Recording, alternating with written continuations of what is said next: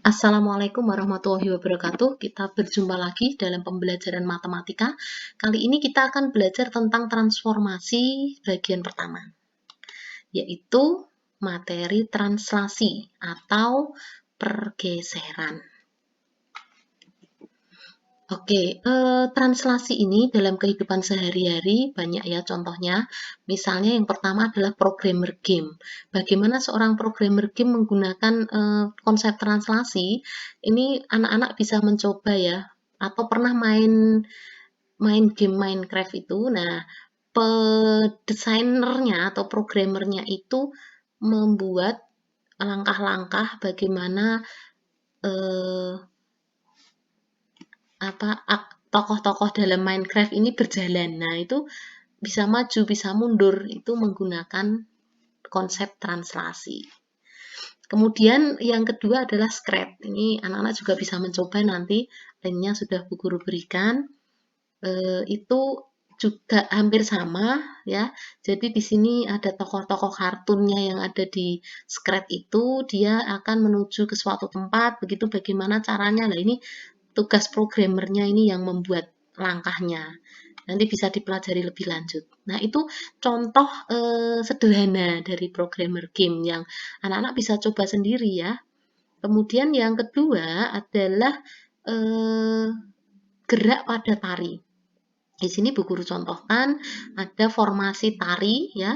Formasi tari yang pertama ini formasinya berjajar gitu pemainnya, kemudian berpindah ternyata membentuk dua barisan, yang tadi satu baris menjadi dua baris. Nah, di sini tentunya pemain-pemain ini setelah melakukan pergeseran atau berpindah tempat. Nah, dalam pembelajaran tari ini disebut pola lantai gitu ya. Jadi ini konsepnya merupakan konsep translasi. Kemudian yang ketiga adalah yang tidak jauh juga dari kita adalah permainan catur. Nah, contohnya yang paling sederhana adalah kuda. Kuda ini langkahnya harus memenuhi syarat ya. Misalnya dia maju 2 langkah ke depan, kemudian ke kiri 1 atau ke kanan 1. Tuh. Diawali dengan maju ke depan, kemudian baru ke kiri, atau ke kiri 2, kemudian maju 1. Atau ke kiri 2, mundur 1. Itu yang namanya aturan pergeseran dari kuda. Kalau yang pion seperti apa? Nah, pion ini aturannya kalau maju dia jalan ke depan, lurus begitu. Tetapi kalau digunakan untuk makan, makan atau mengambil mainan catur dari lawan, itu dia bergeraknya seperti miring begitu, tapi sebenarnya konsep translasinya adalah satu langkah ke depan, kemudian ke kanan atau ke kiri satu langkah. Nah, itu konsep-konsep translasi. Anak-anak mungkin bisa mencari contoh-contoh yang lain ya. Kemudian apa itu translasi? Translasi itu merupakan transformasi geometri yang diperoleh dari pergeseran suatu bangun. Jadi di sini Bu Guru contohkan misalnya sebuah segitiga ABC ini dia ditranslasikan dengan vektor translasi itu yaitu 1 kemudian 5. Nah, jadi dia bergerak 1 ke kanan kemudian ke atas 5. Nah, di sini misalnya titik A, maka dia dari titik awal 3,0 menjadi 3 ditambah 1 berarti 4, 3 ke kanan tambah 1 jadi 4, kemudian ke atasnya bertambah 5, dari 0 menjadi 5. Jadi aksennya adalah atau bayangan A adalah 4,5. Nah, di dalam translasi ini dia berlaku konsep atau disebut sebagai isometri. Kenapa? Karena tidak merubah bentuk maupun ukuran dari bangun awalnya, maka disebut isometri. Kemudian yang berikutnya yaitu segitiga ABC tadi ditranslasikan secara horizontal sebesar A. Jadi di sini A-nya adalah 1 sebesar A. Dan ditranslasikan secara vertikal atau ke atas atau ke bawah itu sebesar B. Nah, sehingga menghasilkan translasi berupa segitiga bayangan dengan koordinat titiknya adalah A aksen, B aksen, C aksen. Nah, ini jadi yang berwarna hijau ini bayangan dari ABC atau segitiga ABC yang berwarna biru. Oke, kita lanjutkan. Secara umum dapat dikatakan bahwa translasi titik X, Y menjadi titik X aksen, Y aksen itu adalah bisa ditentukan satu persatu, yaitu X aksen sama dengan X ditambah A. Kemudian Y aksen sama dengan Y ditambah B. Nah, kita sebut X, Y ini sebagai koordinat titik awal. Jadi ini titik awalnya X, Y.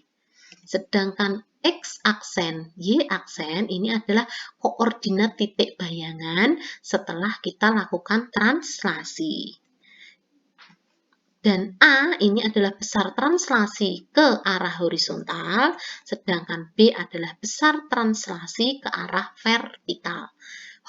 Horizontal itu mendatar, kalau vertikal itu yang ke atas ya, atau ke bawah. Selanjutnya, translasi juga dapat dinyatakan sebagai penjumlahan vektor. Nah, kita tuliskan sebagai vektor X aksen Y aksen sama dengan X Y ditambah AB. Nah, jadi hasilnya dari X aksen Y aksen ini diperoleh dari penjumlahan vektor titik awal dengan vektor translasi. Nah, di sini X Y ini merupakan vektor posisi titik awal, sedangkan X aksen Y aksen merupakan vektor posisi hasil translasi atau bayangan titik, dan AB adalah vektor translasi. Nah, kalau vektor translasi itu sendiri, A itu bertanda positif jika digeser ke kanan. Kemudian A bertanda negatif jika digeser ke kiri. Sedangkan B itu bertanda negatif, dia digeser ke atas, dan B bertanda negatif, dia bergeser ke bawah. Sebagai contoh, kita punya segitiga ABC ditranslasikan dengan A sama dengan 4 dan B sama dengan 3. Kita gunakan GeoGebra untuk mencocokkan nanti apakah jawaban kita betul gitu ya. Di sini ABC ditranslasikan dengan A4 dan B3. Titik-titik ABC pada segitiga awal yaitu 3,0, 1,-1, dan 6,2. Nah, caranya adalah kita menentukan X aksen, Y aksen itu dengan cara X-nya ditambah 4 atau X ditambah A, Y-nya ditambah B, jadi Y-nya ditambah 3. Untuk titik A, 3,0 berarti kita akan menjumlahkan 3 ditambah 4 dan 0 ditambah 3. 3 ini adalah X ya, kemudian 4 adalah A. 0 adalah Y, sedangkan 3 adalah B. Nah, jadi sekarang kita punya A aksen adalah A aksen adalah 7,3. Sekarang untuk yang B, 1, -1, maka B aksennya adalah 1 ditambah 4, -1 ditambah 3. Jadi B aksennya adalah 5,2. Kemudian yang terakhir untuk C, titik awalnya 6, -2, kemudian C aksennya menjadi 6 ditambah 4, -2 ditambah 3. Hasilnya adalah 10,1.